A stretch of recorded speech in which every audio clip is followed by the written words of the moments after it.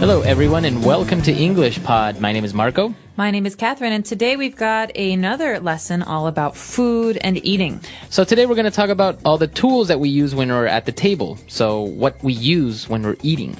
That's right. So let's take a listen to today's dialogue, and when we come back, we'll talk about some of these words and some of the great phrases you're learning today.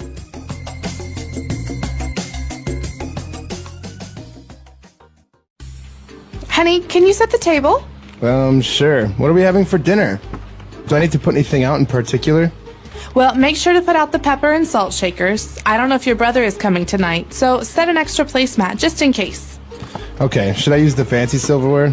Yeah, go ahead. Forks, spoons, and knives. I roasted some meat, so be sure to put out some steak knives as well. I'll also set some cups and saucers for some coffee after dinner. Honey, have you seen our soup bowls? They're in the cupboard where you keep the gravy boat and serving dishes. Just be careful because the wine glasses are also the... Oops.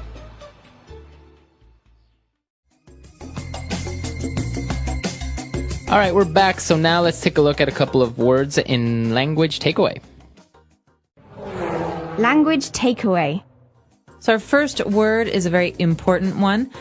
You might have heard it before. The word is silverware.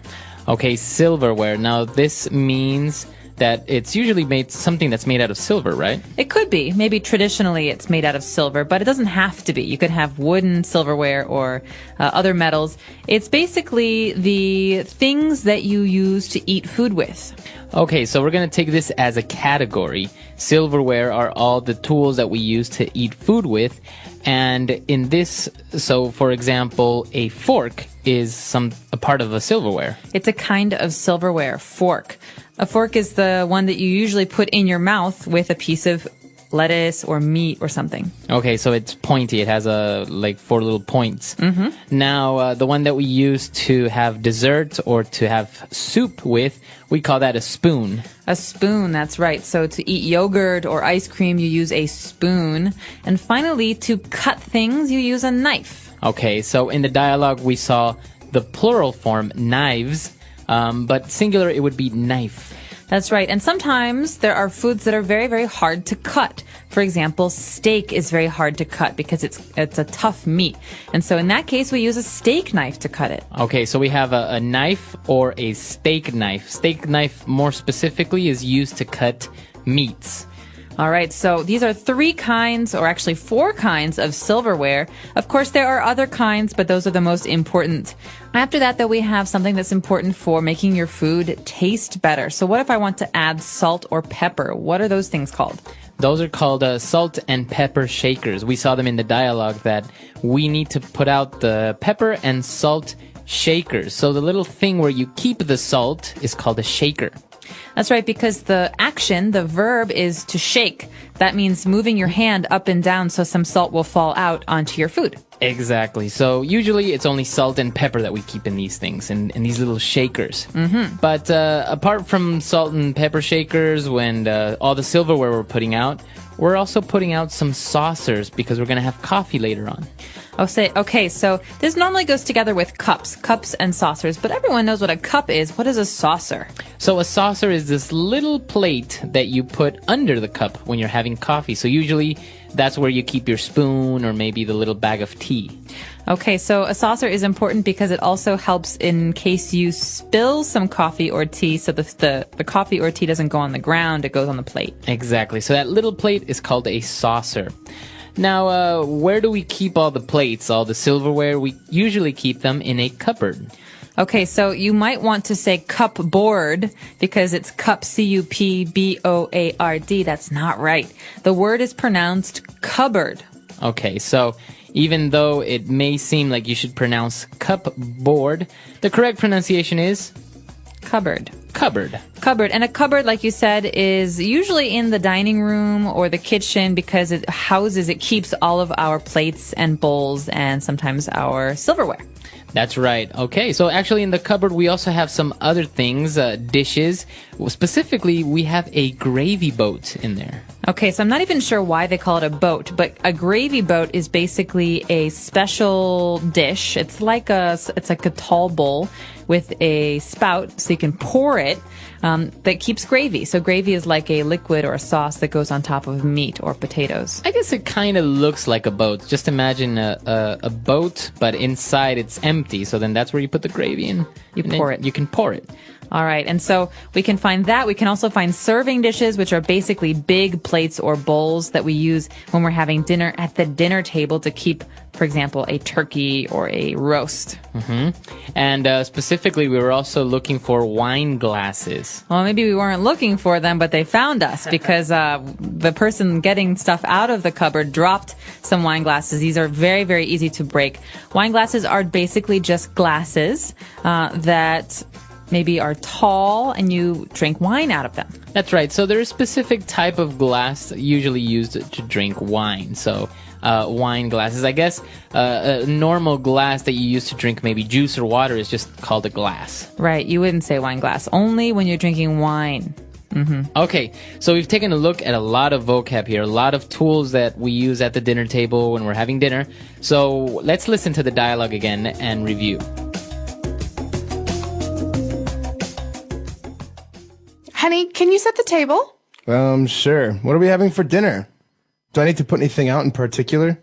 Well, make sure to put out the pepper and salt shakers. I don't know if your brother is coming tonight, so set an extra placemat just in case.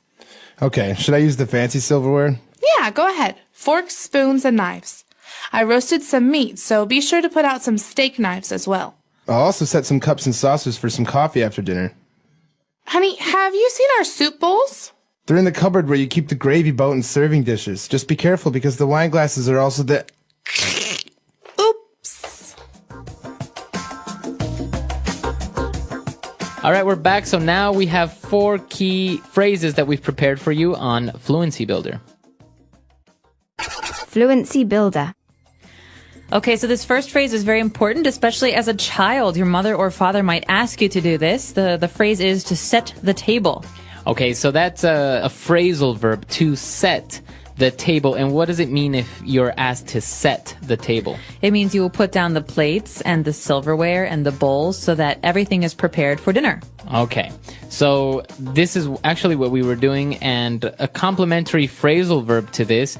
When you're setting the table, as you said, you are putting down or putting out the different spoons, knives, dishes, all that stuff. Right. So the verbal phrase to put out means to place down or to make sure that you get something out on the table. In this case, my mother would usually ask me to put out extra glasses for water. Okay. Or don't forget to put out the wine glasses in case we're drinking wine. It just means to place down. Exactly. So just remember that it's, we use it because all these things, they're inside the cupboard. Mm-hmm. So you have to take them out. So you have to put them out on the table.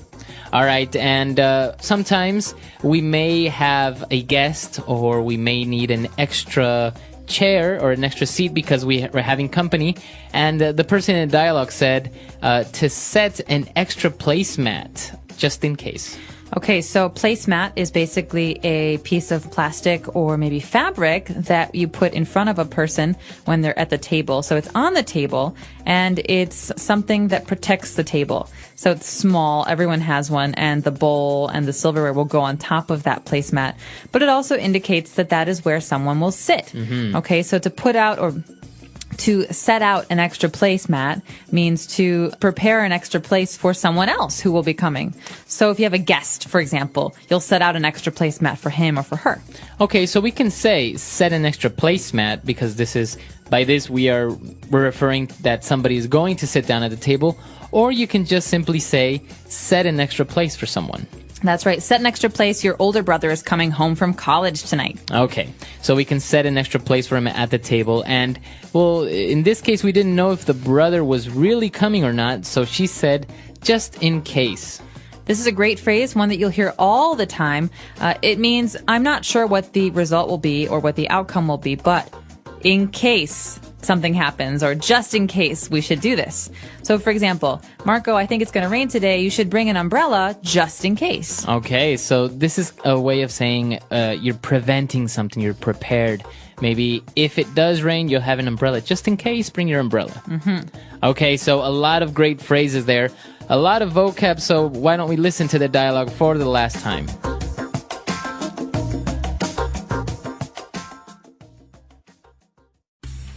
Honey, can you set the table?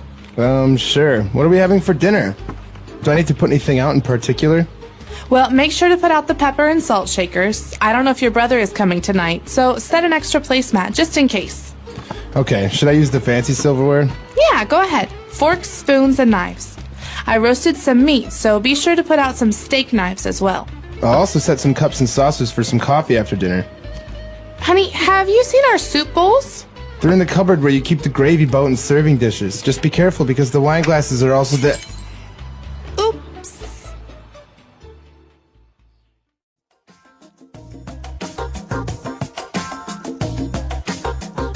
All right, we're back. So talking about dinner and silverware, there are also a couple of other names that we didn't mention. For example, many people refer to ceramic plates as china.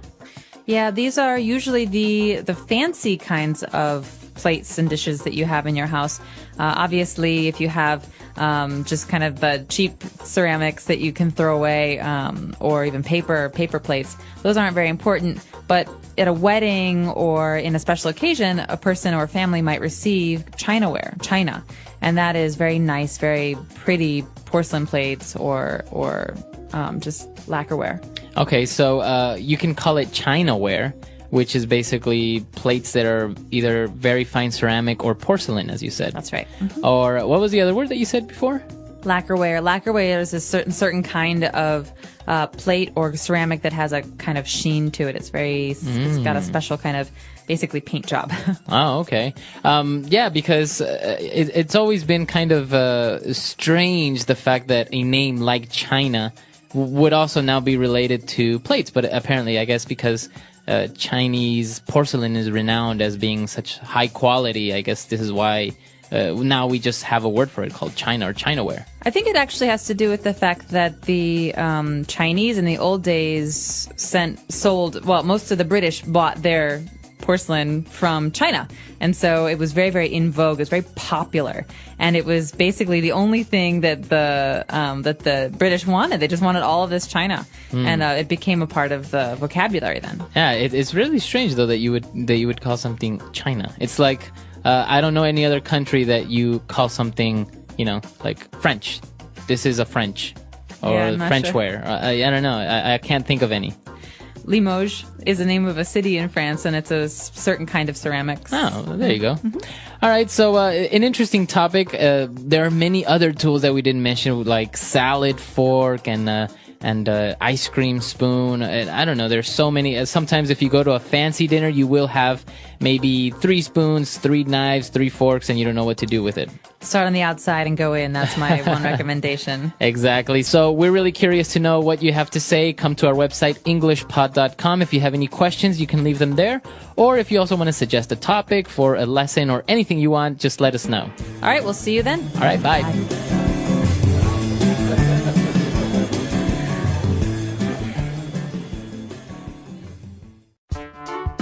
The English Pod Audio Review.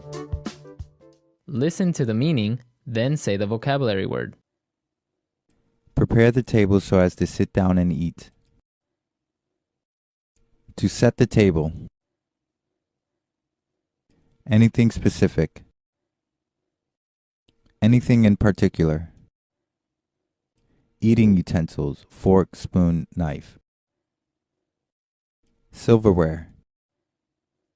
To bake uncovered, especially in an oven. To roast. A dish used for serving food.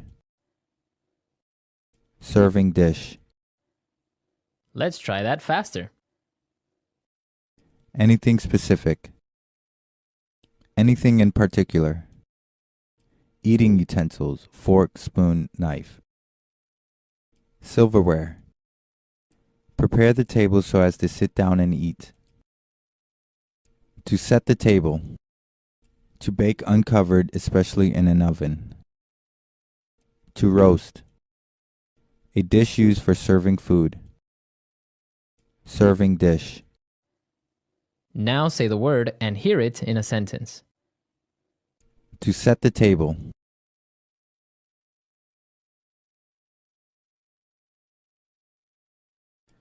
Everyone knows that the proper way to set a table is to turn the knife towards the dish and not away from it.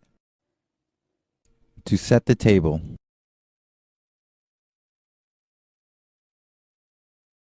Kids, supper is almost ready, so please set the table and call your dad. To set the table.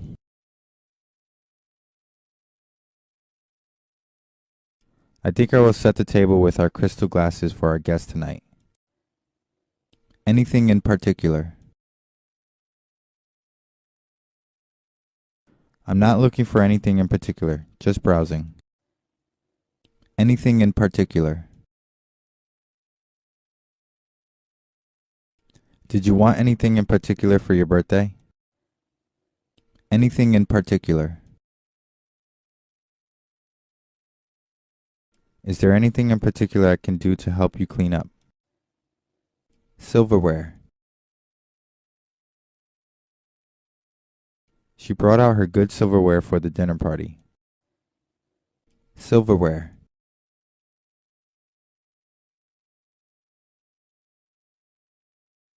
The only drawback of having silverware made of real silver is that it tarnishes easily. Silverware. He polished the silverware before every use. To roast. He roasted the beef until it was tender. To roast.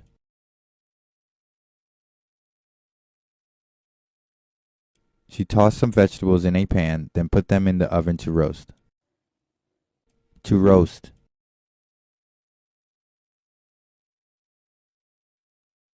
The turkey took most of the day to roast, but it was well worth the wait. Serving dish.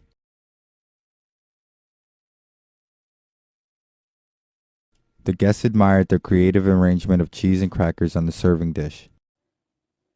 Serving dish.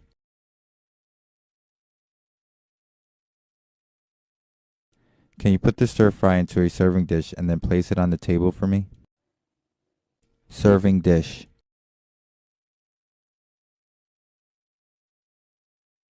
My aunt and uncle gave me a beautiful clay serving dish as a wedding gift. Hello, everyone, and welcome back to English Pod. My name is Marco. My name is Catherine, and today we have an elementary level lesson for you.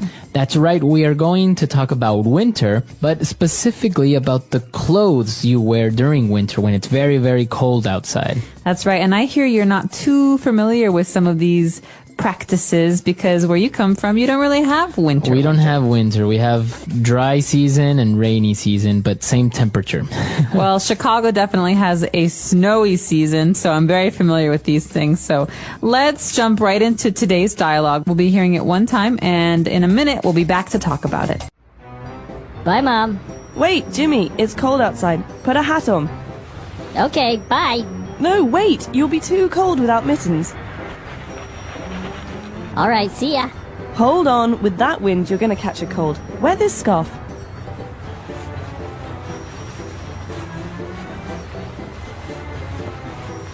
Okay, see you after school. Oh, and earmuffs. Put these on. Here we go.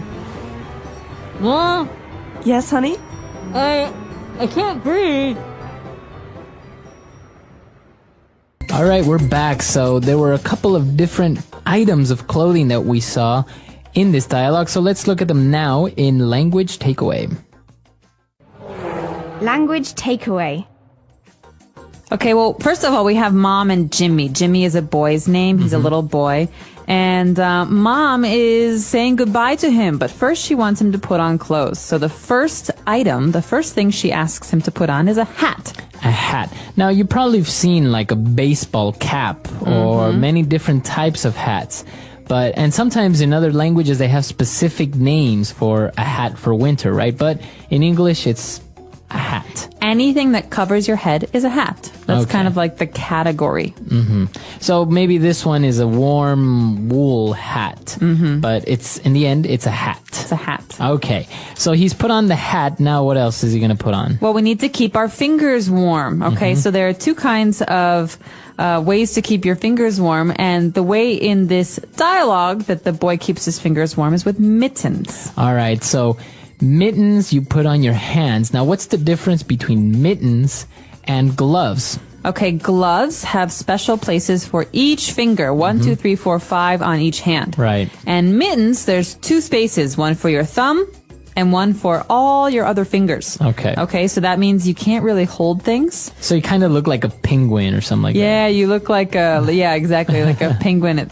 And it's mostly for children. Adults don't wear mittens because adults need to hold things like keys and Right. phones and car steering wheels. So in this case, mittens is usually for children. Okay. So mittens, and well, the mother is still a little bit worried, so she tells him to wear a scarf. Okay, a scarf is a long, usually made of wool, a long piece of fabric that you put around your neck to keep your neck warm. Okay, so a scarf. A scarf. Okay, and he's put on the mittens, the scarf, the hat, and he's missing some ear muffs. Okay, this is a little funny because usually if you're wearing a hat, you don't need earmuffs.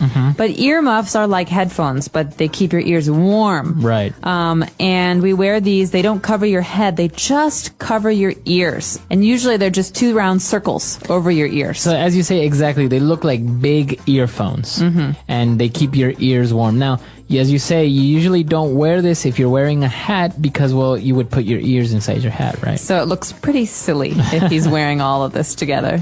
All right. And so those 4 key items, those 4 key pieces of clothing are for our language takeaway today. Why don't we listen to this dialogue again, and we'll come back soon to talk about Fluency Builder. Bye, Mom. Wait, Jimmy, it's cold outside. Put a hat on. Okay, bye. No, wait, you'll be too cold without mittens. All right, see ya. Hold on, with that wind, you're going to catch a cold. Wear this scarf. Okay, see you after school. Oh, and earmuffs. Put these on. Here we go. Mom, Yes, honey? I can't breathe. All right, we're back. So now let's take a look at 4 key phrases on Fluency Builder. Fluency Builder. Okay, this first phrase, as I said before, has to do with the mom and the boy saying goodbye to each other. So he says, all right, see ya. See ya. Yeah. Okay, so see as in to look, to, right? You Yeah. see something. And what about Y-A? Yeah. See ya. So this is a very spoken language way of saying you. So we could say, see you later. But if you want to make it shorter, you can say, see ya. See ya. Bye. Bye. Goodbye. All right, so see ya. And then what's our next way of saying goodbye? Hold on. Oh, wait, that's... We're not there yet. No. Hold on is our next phrase. And this is a way to say, wait. Wait, hold on. So you just say hold on, it means wait. It's not really rude, right? It's just a little bit more casual. Exactly. It's very casual. So you cannot say, hold. That doesn't make sense. Right. You have to use these 2 words together. Hold on. on. Like I said before with Marco, who wants to go fast, I could say, hold on. Hold on. Wait a second. All right. Okay, so hold on, see ya. And now you gotta be careful because you're going to catch a cold. To catch a cold. Okay, so a cold is when when you cough, you have a sore throat, it's starting to get cold outside and you don't feel well. Okay, so you have a runny nose. It's a illness. And most people get this every year. It's very common. But you don't get a cold, you catch a cold. Okay? Okay. So catch is the same word we use for when we talk about sports, like throwing and catching. Okay. It's almost like it just hits you. It's so fast. You just catch a cold. So that's really important what you just said, because you don't use the verb get. You don't get a cold. You catch a cold. Or if you say that you were sick last week because you had a cold, you would say, oh, I caught a cold, or I had a cold. Exactly. So remember, present tense, I catch a cold.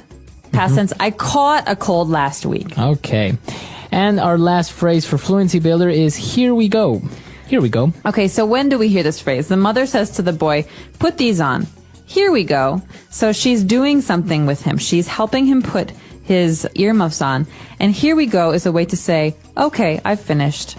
Okay, I'm done. Okay, your earmuffs are on you now. So you're ready. Here you go. Here you go. Right, so we say here we go, like everything is ready, your earmuffs are on. Exactly. So maybe I'm on my computer and I have a problem and I'm waiting. And you know when the bar's loading and finally, ding, it's ready. Here we go. Here we go, it's now ready. I can start. It's ready. Or sometimes a waitress will come and serve you food and say, here we go, here's your order. Exactly. So this is a way to say what you've been waiting for. It's ready now. Okay, great. So I think it's time for us to listen to this dialogue one last time before we come back. Here we go. Bye, Mom. Wait, Jimmy, it's cold outside. Put a hat on. Okay, bye. No, wait, you'll be too cold without mittens. All right, see ya. Hold on, with that wind, you're going to catch a cold. Wear this scarf.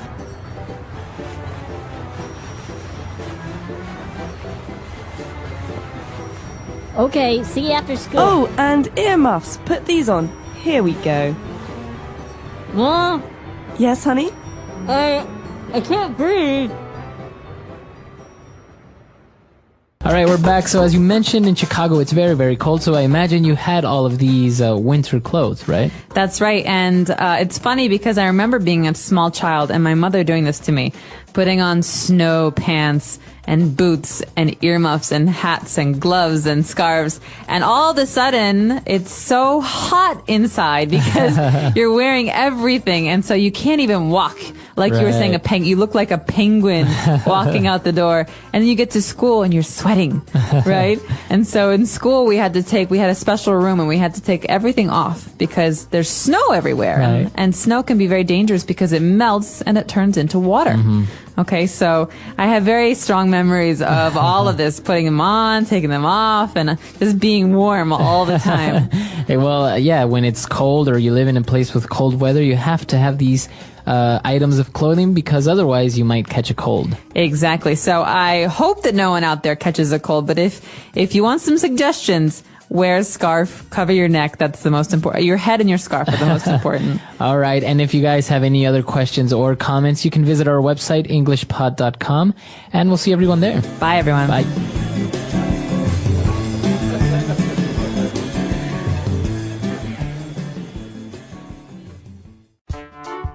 The English Pod Audio Review. Listen to the meaning, then say the vocabulary word. Hand covering, separating thumb from fingers. Mitten.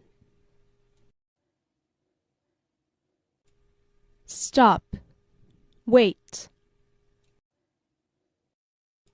Hold on. A long, narrow piece of cloth worn around the neck. Scarf. A warm, tubular covering for the ears. Ear muff. Name you call someone you love. Honey. Head covering. Hat. Let's try that faster. Hand covering, separating thumb from fingers. Mitten. Name you call someone you love. Honey. A long, narrow piece of cloth worn around the neck. Scarf. Head covering. Hat. Stop. Wait. Hold on. A warm, tubular covering for the ears. Ear muff. Now say the word and hear it in a sentence. Mitten.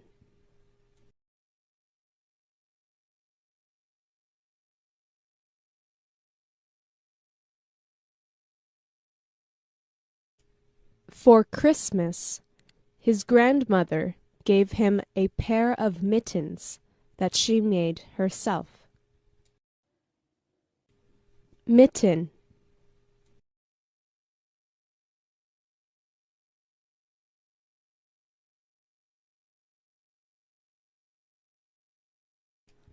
I like mittens more than gloves because my fingers can keep each other warm. Mitten.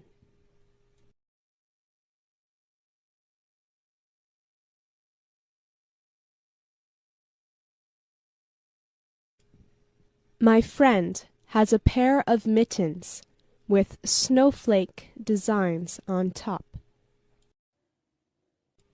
Hold on.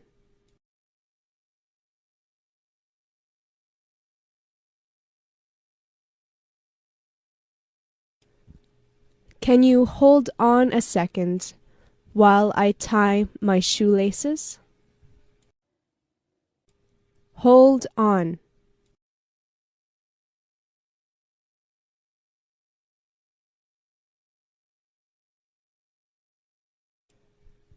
Hold on. Are those cookie crumbs I see on your sweater? Hold on.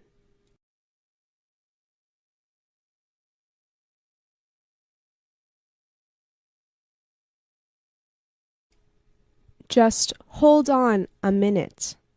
I just need to check my emails. Scarf.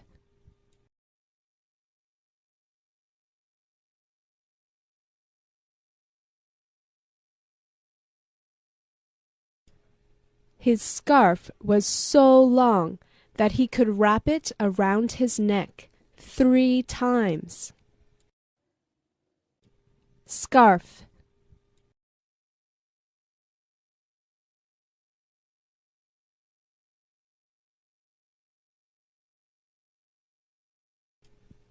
Some people wear scarves in the summer or indoors as a fashion accessory.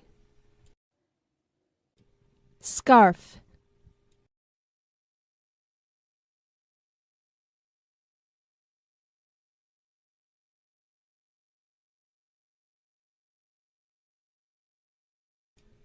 My mom wears silk scarves when she gets dressed up, and wool scarves when she needs to go out in the cold.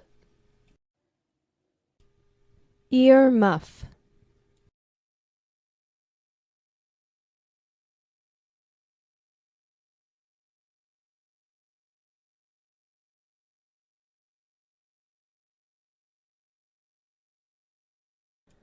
When I was a child, I used to wear earmuffs all the time, but now that I'm a teenager, I don't wear them because they're not cool. Ear muff.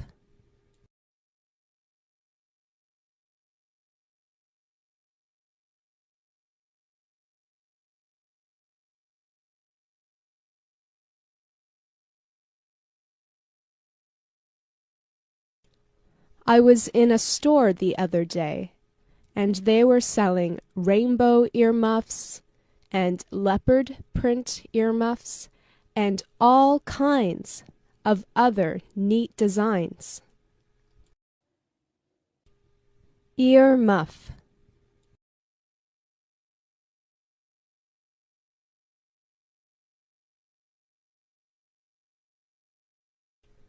My best friend has a pair of earmuffs that he wears all the time. Honey.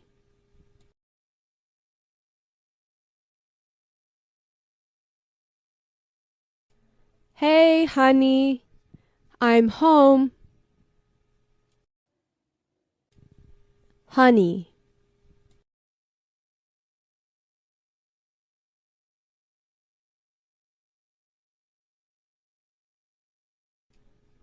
Evan, honey, can you deliver this plate of cookies to the neighbors? honey.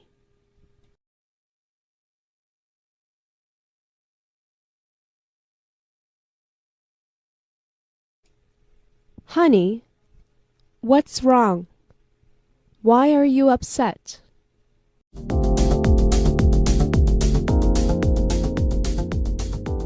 Hello, everyone, and welcome to English Pod. My name is Marco. My name is Catherine, and we're on the road today. We're traveling a little bit. That's right. Today we have a lesson that was requested by one of our users, and I think it's a very handy lesson. If we're traveling, we are buying tickets at a train station. That's right. So I personally love traveling by train. I think it's a very romantic way to see different countries, different places. We're going to learn all about how to get tickets and how to talk about different parts of a train. So let's first listen to our dialogue.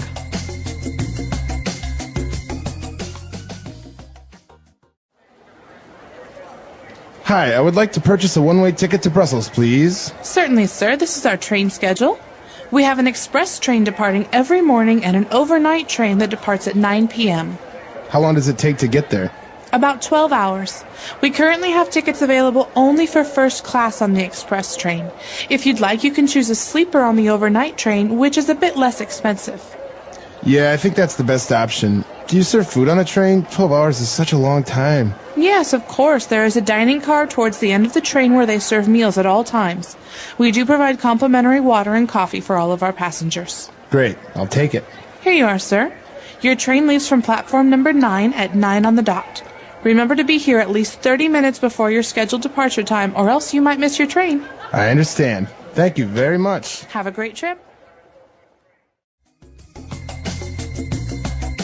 All right, we're back. So now we're going to take a look at a couple of words that we've picked out for you on Language Takeaway. Language takeaway. So there are many different kinds of tickets you can purchase, you can buy for your train journey. The first kind we're going to talk about is maybe the fastest. This is called an express train. That's right. So as the name says, it's an express train. That means it's a very fast train. And it depends, because in different places, sometimes they call it the fast train, sometimes they call it the express train. But basically the idea is that it's a very fast train. And it's fast usually because it stops very few times. For example, if we want to go on the Paris to Berlin train, it won't stop in every single town. It will probably only stop a couple of times. Exactly. So apart from the express trains that usually they'll go in the daytime, we have an overnight train. Overnight trains are very fun, or at least they can be fun if you have a comfortable place to sleep. Basically, the idea is you get on the train at night and you sleep on the train and you get off in the morning. That's right. It's actually a very popular way of traveling, especially if you're on a budget, because, well, you're basically saving yourself one night of spending the night at a hotel. That's right. So you're going to have to find a place to sleep if you're taking the overnight train. There are usually different options. The most uncomfortable is usually a seat, like a hard seat. But there are oftentimes special cars on a train where you can sleep for these overnight trips. What are those called? That's right. And those are called sleeper cars, or you choose a sleeper seat. Right, so that's pretty easy to remember. Sleep, sleeper. The sleeper seats are the seats that fold back like you're lying down. But of course, most places like China and India and Vietnam, for example, have actual cars that have beds in them. Right, yeah. So you can, as the name says, you can actually sleep on this train. Now, if you're going to buy tickets, you're not going to find a sleeper train on an express train or a train that travels during the day. These are only available at night, usually. That's right. So sleeper car is what you want to look for if you're traveling overnight. And in those cases, you oftentimes get hungry. You need to eat. So where do you go to eat? That's right. We're going to look for the dining car on the train. Okay, so think about the word dining room. Dining room, dining car, this means the place where you eat. That's right. So we're going to look for a dining car, and it's usually in the front of the train, I think, and you can just go and get a quick meal over there. That's right, dining car. And finally, we have another very important word here. It's all about getting on and off the train. So where do you do that? Well, you go to the platform, the specific platform where your train is leaving. So in this case, this guy has to go to platform number 9. Okay, so usually that means that there is a cement or a stone block where you stand, the train comes to the station, people get off, you get on. So the place where that all happens is the platform. That's right. So remember that in airplanes or in airports, usually you look for a terminal. For train stations, you're looking for a platform. All right, and that number is going to be very important. So look at your ticket and find out which platform your train will be arriving or departing from. That's right. Okay, so now why don't we review these words? Let's listen to the dialogue again, and we'll be back in a bit. Hi, I would like to purchase a one-way ticket to Brussels, please. Certainly, sir. This is our train schedule. We have an express train departing every morning and an overnight train that departs at 9 p.m. How long does it take to get there? About 12 hours. We currently have tickets available only for first class on the express train. If you'd like, you can choose a sleeper on the overnight train, which is a bit less expensive. Yeah, I think that's the best option. Do you serve food on the train? 12 hours is such a long time. Yes, of course. There is a dining car towards the end of the train where they serve meals at all times. We do provide complimentary water and coffee for all of our passengers. Great. I'll take it. Here you are, sir. Your train leaves from platform number 9 at 9 on the dot. Remember to be here at least 30 minutes before your scheduled departure time, or else you might miss your train. I understand. Thank you very much. Have a great trip.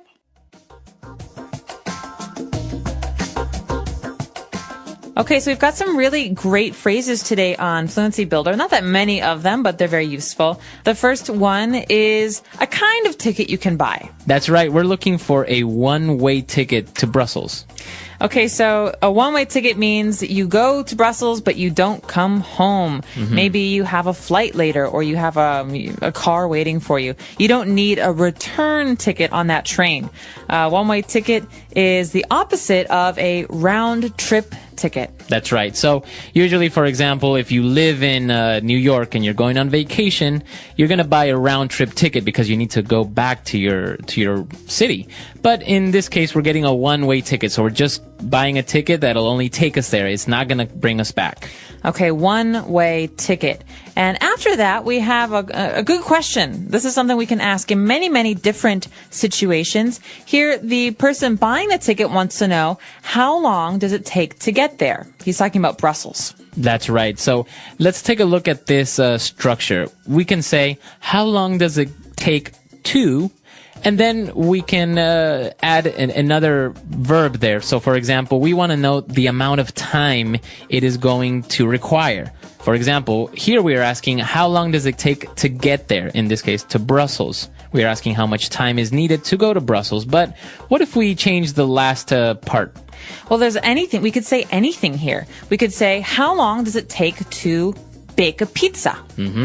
Or, for example... Marco, how long does it take for you to do your hair in the morning? Like 20 seconds. Okay, not very long. Not very long. You could even change the name of the place you're going to. So how long does it take to get to Beijing? Exactly. So just remember this structure when you want to ask the amount of time needed. Of course, there are other ways, and sometimes it's very common to make a little bit of mistake saying, how much time to Beijing or something like this. Or how many hours. We don't really say that in English. We say how much time. So how much time does it take? All right. And what about when when the person that's selling the ticket said, okay, the train leaves from platform number 9 at 9 on the dot.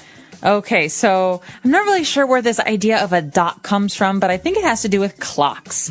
So basically, when you look at a clock and all of a sudden the hand comes to 12, so it's 9 o'clock, the hand is on the 12, that is on the dot. That means exactly. Okay, so the train is leaving at 9:00, not 9:30, not 9:15. It's leaving exactly at 9 o'clock. So we can also say this in normal speech when we're talking to our friends. I could say, Marco, we're going to leave at 6 on the dot. Any later and we'll miss the movie.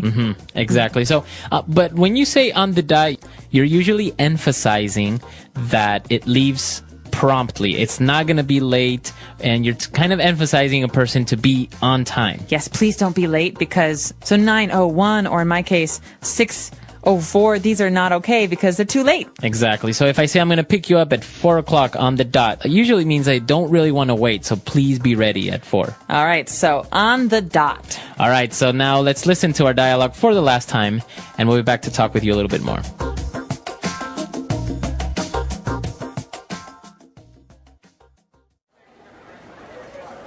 Hi, I would like to purchase a one-way ticket to Brussels, please. Certainly, sir. This is our train schedule. We have an express train departing every morning and an overnight train that departs at 9 p.m. How long does it take to get there? About 12 hours. We currently have tickets available only for first class on the express train. If you'd like, you can choose a sleeper on the overnight train, which is a bit less expensive. Yeah, I think that's the best option. Do you serve food on a train? 12 hours is such a long time. Yes, of course. There is a dining car towards the end of the train where they serve meals at all times. We do provide complimentary water and coffee for all of our passengers. Great, I'll take it. Here you are, sir. Your train leaves from platform number 9 at 9 on the dot. Remember to be here at least 30 minutes before your scheduled departure time, or else you might miss your train. I understand. Thank you very much. Have a great trip.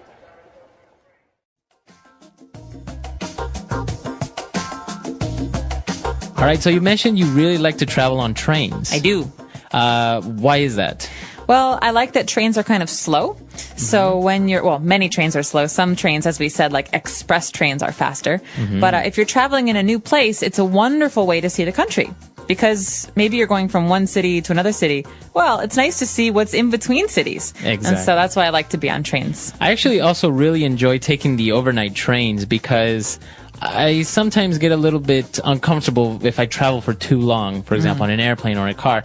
So if I fall asleep and I wake up where I wanted to go, it's really nice. Well, and I think it's nice also to be kind of rolled asleep, lulled asleep Exactly. by the train. Have you had any very memorable train experiences? Traveling around, I have met some interesting people, and actually they, local people, so they start talking to you and really curious because obviously you're a foreigner in their country and try to get to know you and maybe even give you a little bit of advice. And if you don't speak the language, it's even a little bit more interesting because you're trying to communicate and you pick up a lot of words. That's true. I actually heard some really interesting stories from people who took the Trans-Siberian Railway from Beijing to Moscow. They said the more vodka you drink, the more foreign languages you speak. So I don't know if any of our users have done that. You guys should let us know if you have any fun train travel experiences. At the train station, arriving at the station. When people need to travel by train, they first arrive at the train station. The station is a busy place where people come and go. Some people are traveling to another city, and some are coming back home. When a person arrives at the train station, they need to check the train schedule. The schedule shows the time when each train will leave and arrive. It also shows the platform number where the train will be. At the station, there are many signs to help people find their way. There are signs for ticket counters, waiting areas, restrooms, and exits. If someone does not know where to go, they can ask for help. Many train stations have information desks where workers can answer questions. Some people buy their train tickets online before coming to the station. Others buy tickets at the ticket counter or from a ticket machine. After getting the ticket, they must check the platform number and be ready to board the train on time. If they arrive late, they might miss the train. The train station is often full of sounds. People talk, train announcements play on speakers, and the trains make noise as they arrive and leave. Travelers must listen carefully to hear important information about their train. Arriving at the train station is the first step in a train journey. Knowing where to go, checking the schedule, and having a ticket ready can help travelers have a smooth and easy trip. Buying a ticket. Before getting on a train, a traveler needs to buy a ticket. There are different ways to buy a train ticket, and each way has its own steps. Some people like to buy their tickets online before they come to the train station. This is a good choice because it saves time. They can buy the ticket on a website or a mobile app, pay with a credit card, and then receive a digital ticket on their phone. When they arrive at the station, they do not need to wait in line. They just show their digital ticket to the station staff or scan it at the entrance. Other travelers prefer to buy their tickets at the train station. There are two common ways to do this: buying from a ticket counter or using a ticket machine. Many large train stations have a ticket counter where people can talk to a staff member. The traveler tells the worker where they want to go, what time they want to travel, and what kind of ticket they need. The staff member checks the train schedule and gives the traveler a ticket after they pay. If the traveler is not sure which train to take, they can ask questions and get advice. Ticket machines are another option. These machines are usually near the entrance of the station. Travelers can choose their destination, date, and time on a screen. The machine shows different ticket options, including first class or second class seats, one-way or round-trip tickets, and different prices. After choosing the ticket, the traveler pays with cash, a credit card, or a debit card. The machine then prints the ticket. This method is quick, but it can be confusing for people who are not familiar with the machine. If someone does not know how to use it, they can ask a staff member for help. Some train stations also have special cards or passes for frequent travelers. In some countries, people who take the train often can buy a monthly or yearly pass. This pass lets them travel many times without buying a new ticket each time. Other travelers might use a prepaid card that they can load with money. When they enter the station, they scan the card and the fare is deducted automatically. After buying the ticket, the traveler should check the details carefully. They should look at the date, time, destination, and seat number if one is assigned. Some tickets also have a barcode or QR code that needs to be scanned before entering the platform. If there is a mistake on the ticket, it is important to fix it before boarding the train. Buying a ticket is an important step in train travel. Whether buying online, at a counter, or from a machine, travelers must choose the right ticket for their trip. Checking the ticket information and understanding how the process works can make traveling by train easier and less stressful. Waiting for the train. After buying a ticket, the traveler needs to wait for their train. Depending on the train schedule, the waiting time can be short or long. Some travelers arrive early to avoid missing their train, while others might have to wait because of a delay. During this time, passengers need to be aware of their train's departure time, platform number, and any announcements about changes. Most train stations have a waiting area for passengers. In smaller stations, the waiting area might be just a few benches, but in larger stations, there can be a big hall with many seats. Some stations even have special waiting rooms for people with first-class tickets or passengers traveling long distances. In cold weather, indoor waiting areas help passengers stay warm, while in hot weather, air-conditioned waiting rooms can make the wait more comfortable. While waiting, passengers should keep checking the train schedule. Train stations usually have large electronic boards that show train departure times, destinations, and platform numbers. These boards update regularly, so travelers must pay attention in case their train's platform changes or if there is a delay. Some stations also make announcements over loudspeakers to inform passengers about train arrivals and departures. If a traveler does not understand the announcement, they can check the schedule board or ask a station staff member for help. Many travelers use the waiting time to relax or do other activities. Some people read books, listen to music, or use their phones to pass the time. Others buy snacks or drinks from shops inside the station. Large train stations often have small restaurants, cafes, or vending machines where passengers can get something to eat before their trip. Some people also take this time to use the restroom, withdraw money from an ATM, or buy something from a convenience store. At busy train stations, travelers need to be careful with their belongings. Many people move through the station, and it is easy to lose a bag or forget something. Passengers should keep an eye on their luggage and not leave their things unattended. Some stations have lockers where travelers can store their bags if they have a long wait before their train arrives. This is useful for people who want to walk around the station without carrying heavy bags. For passengers traveling with children, waiting can be difficult because young children may become bored. Some larger stations have play areas for kids while others have family-friendly seating areas. Parents often bring small toys, books, or snacks to keep their children entertained. If a train is delayed, passengers need to be patient. Train delays can happen due to weather conditions, technical problems, or other reasons. In some cases, the station provides updated information about the new departure time.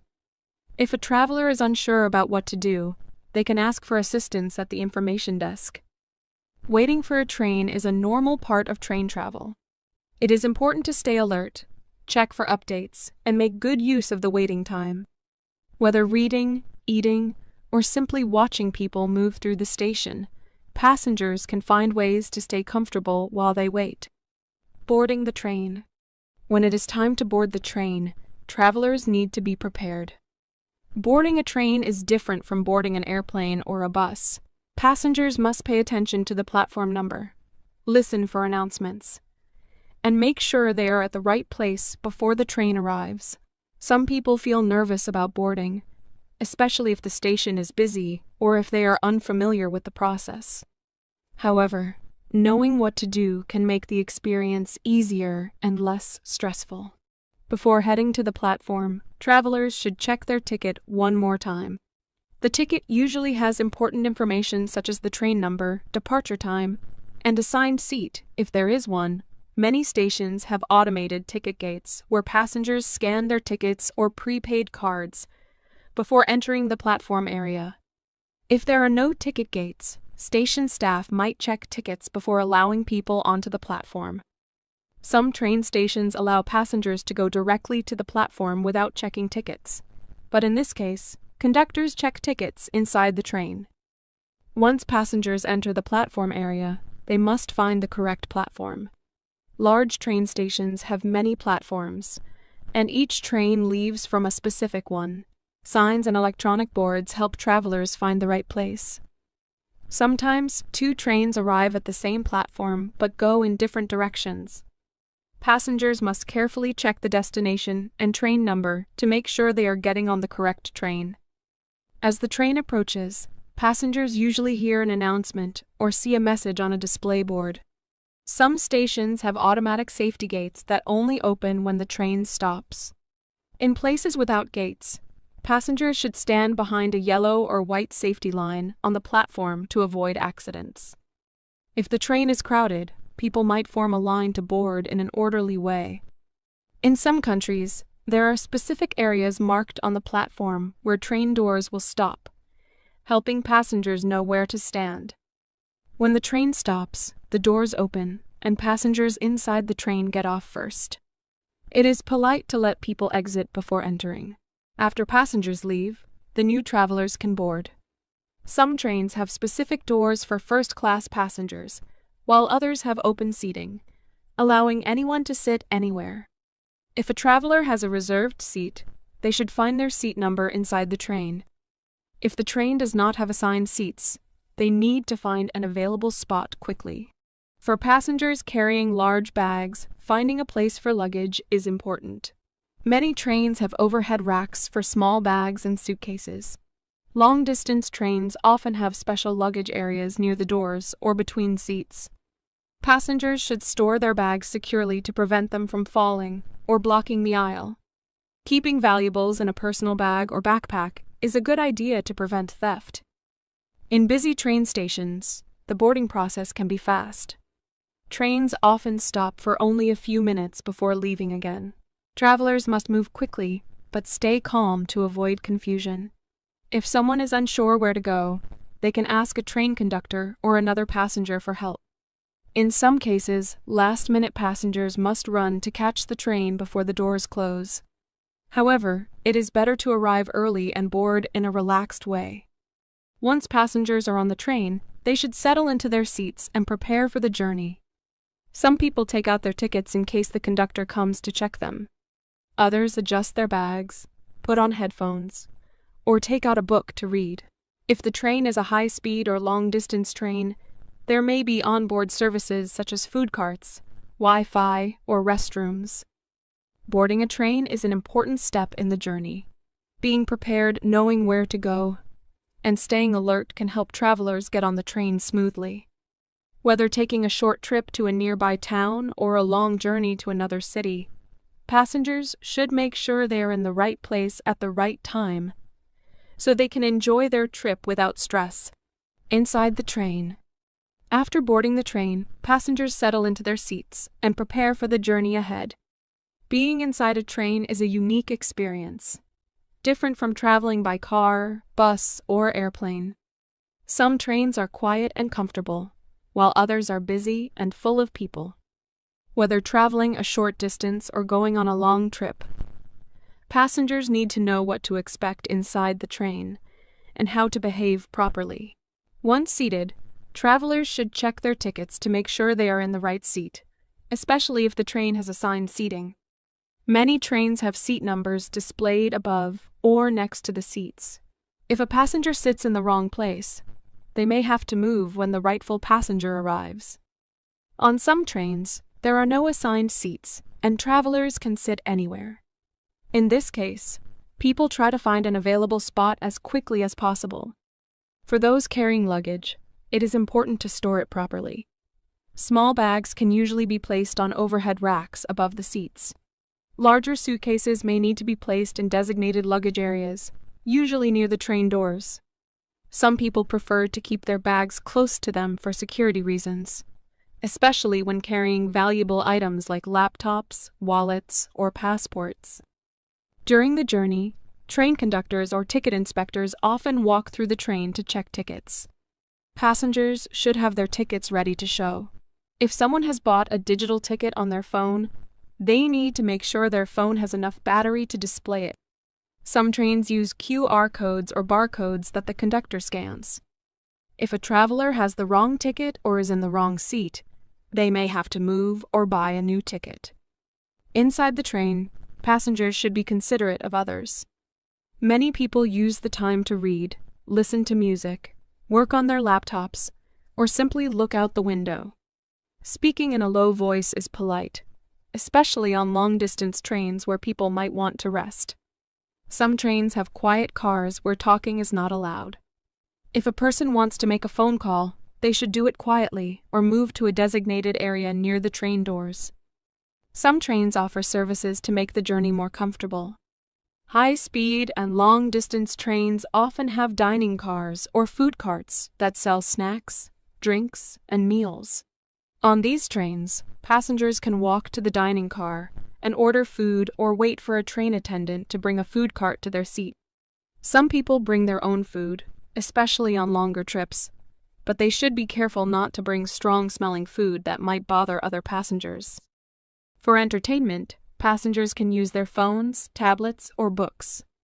Many modern trains have Wi-Fi, allowing people to browse the internet, watch movies, or send messages.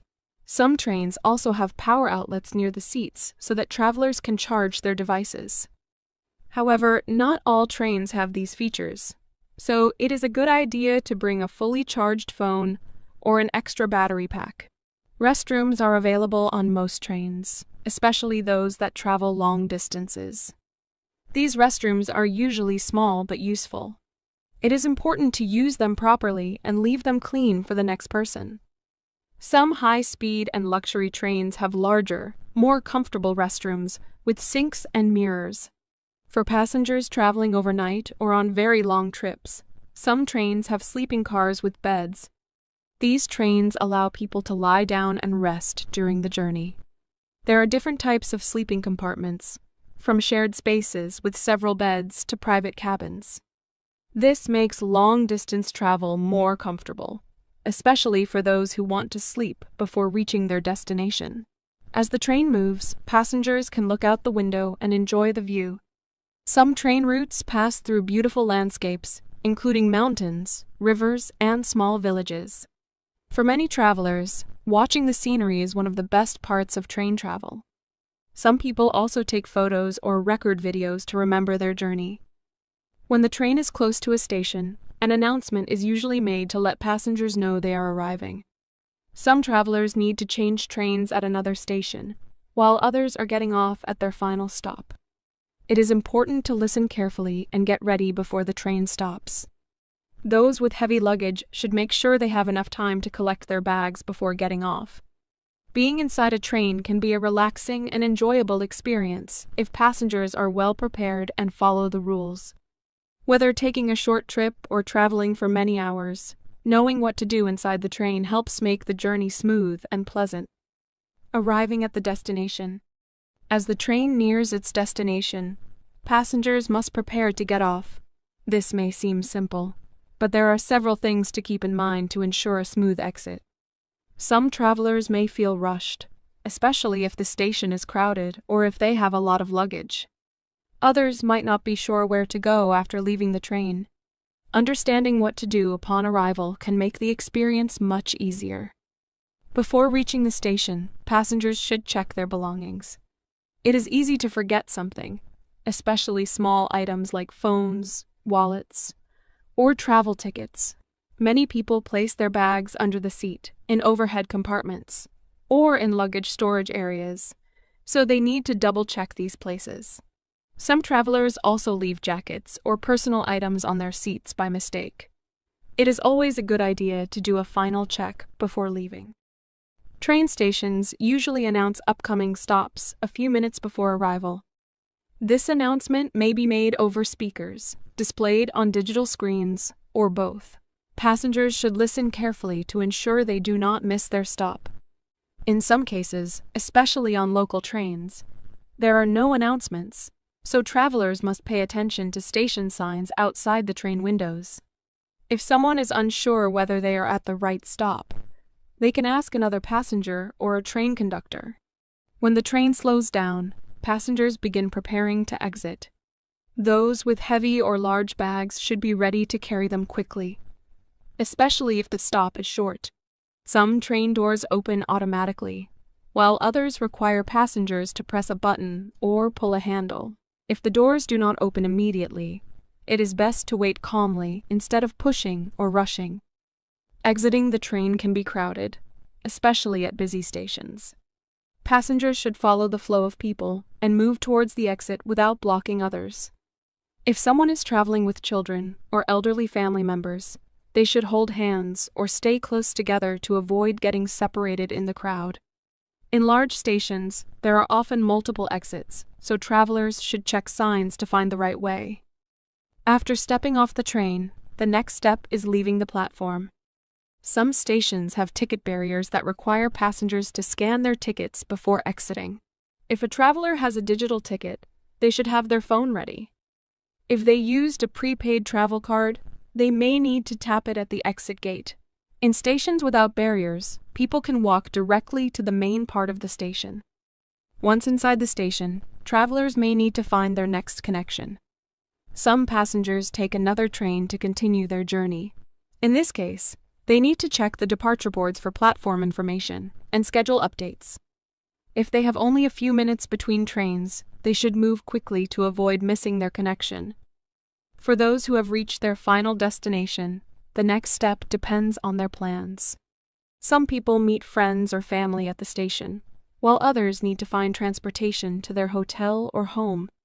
Most large train stations have taxi stands, bus stops, and metro connections nearby. Travelers should follow the signs to the correct transportation option. If they are unsure where to go, they can ask for help at an information desk. Many stations have services for travelers who need extra assistance. Some offer luggage carts or porters to help with heavy bags. Others have special services for elderly or disabled passengers, such as elevators, ramps, or staff assistants.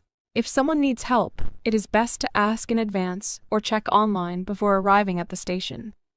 Some travelers like to explore the train station before leaving. Large stations often have restaurants, cafes, and souvenir shops. If someone has time, they may choose to eat a meal, buy a gift, or simply rest before continuing their journey. In international train stations, travelers may also need to go through customs or passport control before leaving the station. After leaving the train station, the journey continues. Whether arriving in a new city for a vacation, returning home, or meeting friends, stepping off the train is the final part of the travel experience. Being prepared, following signs, and staying aware of surroundings can help passengers exit the train station smoothly and enjoy the rest of their trip. The English Pod Audio Review. Listen to the meaning, then say the vocabulary word. A ticket that allows you only to go to a certain place. One-way ticket.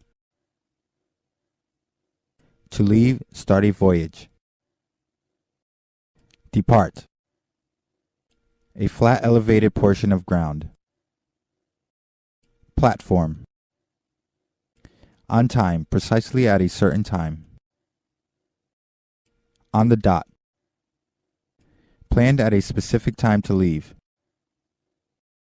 Scheduled departure time. Let's try that faster. To leave, start a voyage. Depart. Planned at a specific time to leave. Scheduled departure time. A flat elevated portion of ground.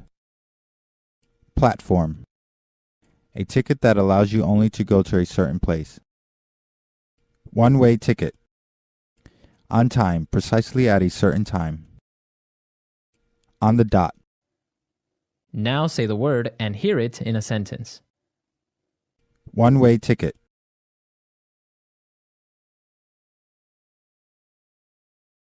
I have a one-way ticket to Paris and have no plans on ever coming back to North America. All right, guys. Well, thanks for listening. Good luck in your interviews. And until next time, goodbye.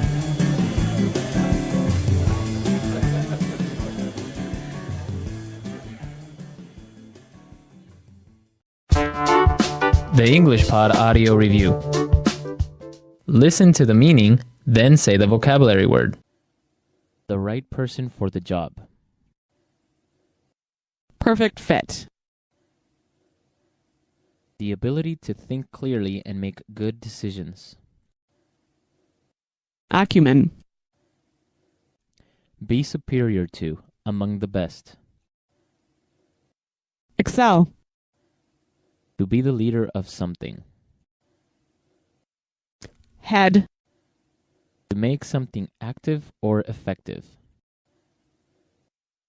Implement. A meeting where people acquire skills and knowledge about a subject. Training session. Have a difficult time. Struggle.